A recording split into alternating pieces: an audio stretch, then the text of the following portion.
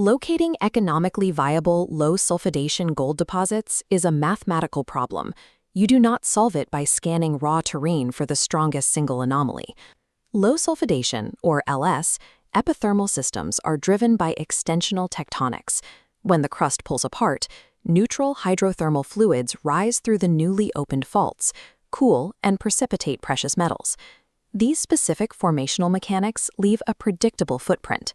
We measure physical displacement, the chemical alteration in spectral reflectance, and density contrasts deep underground.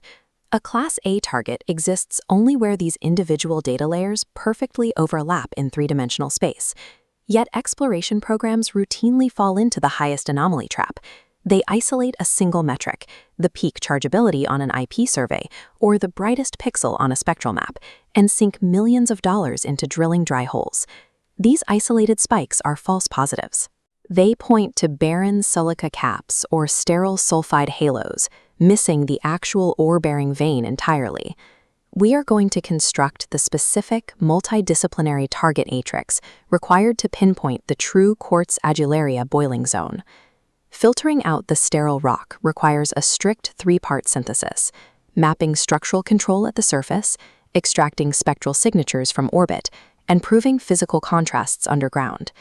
The foundation of any low-sulfidation system is extensional faulting. Without a rupture in the crust, the system cannot form. These extensional structures act as the primary fluid pathways. They control the flow of the neutral boiling fluids, dictating the entire geometry of the resulting mineral deposit.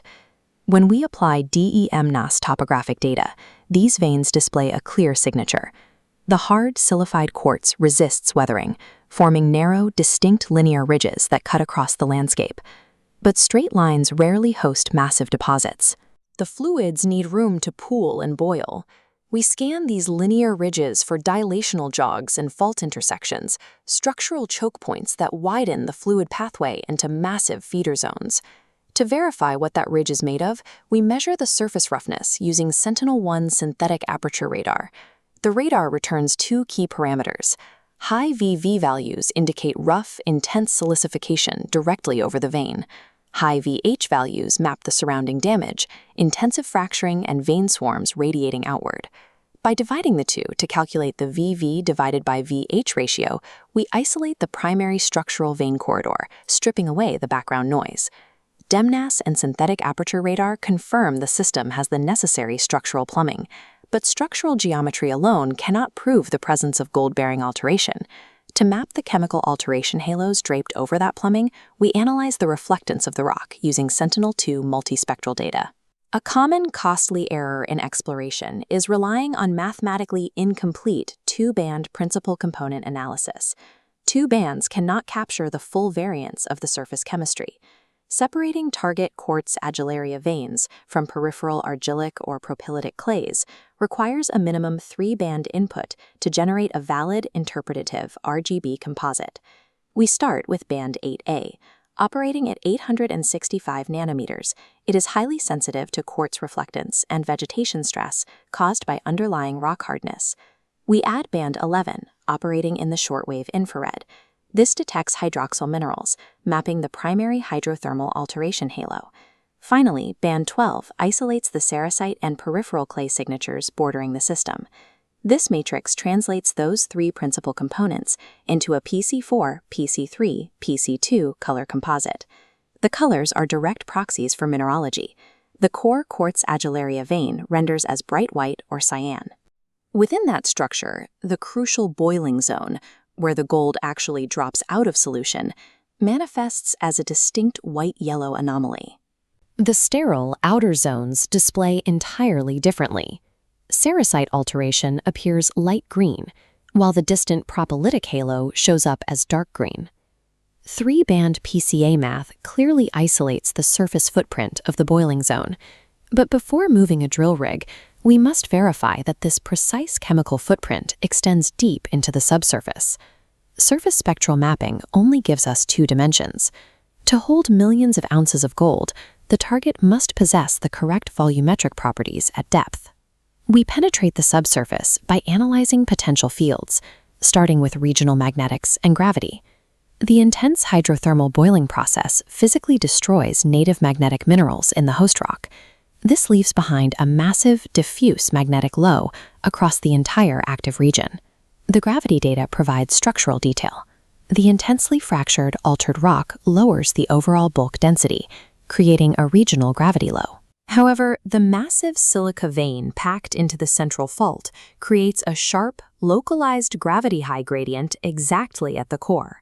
Potential fields confirm that a massive volume of rock was fractured and flooded with hydrothermal fluid, but their resolution is too coarse to tell us exactly where the precious metals precipitated inside that fracture network. For precision targeting, we deploy the final, highest resolution subsurface dataset, induced polarization, which measures chargeability alongside resistivity. This is where the final industry trap triggers. Assuming the absolute highest chargeability reading represents the best drill target will almost certainly lead to failure. This 4-quadrant scatterplot models the strict relationship between resistivity and chargeability. Identifying the ore body requires plotting both variables simultaneously. The blue quadrant plots high resistivity and low chargeability. This signature defines sterile silica caps and barren massive quartz. It is rock with 0 sulfides. The red quadrant shows moderate resistivity against extremely high chargeability. This maps the heavy sulfide base metal halo surrounding the vein. It is a priority 2 target, but it is not the main prize. The green quadrant plots low resistivity and moderate chargeability. This confirms the presence of barren, peripheral argillic clays far from the heat source. The true priority 1 target resides in the yellow quadrant, high resistivity paired with moderate to high chargeability. The physics align perfectly with the geology. The massive quartz matrix acts as a powerful insulator, driving up resistivity. Simultaneously, trace amounts of fine disseminated sulfides generate just enough chargeability to prove you have hit the mineralized boiling zone. You can only confidently place a drill collar over an epithermal system when you isolate this specific physical contrast at depth. The ultimate target is a spatial intersection. A Class A low sulfidation prospect is not defined by an isolated anomaly. It is defined by a complete paragenetic environment, proving that the right fluids boiled in the right rock at the right time. It requires a structural foundation, a prominent linear ridge and intersecting dilational fault, confirmed by DEM and Sentinel-1 radar. It requires a spectral signature, a bright white-yellow quartz adularia boiling zone, mathematically isolated by a 3-band Sentinel-2 principal component analysis. And it requires deep geophysical proof, a regional magnetic low overlapping a highly localized core of high resistivity and moderate to high chargeability. This equation summarizes those variables into a singular target definition. When every variable in this equation aligns, you have mathematically and physically isolated an economically viable low sulfidation epithermal target. Synthesizing the spectrum, the structure, and the subsurface physics is the only way to effectively execute modern exploration.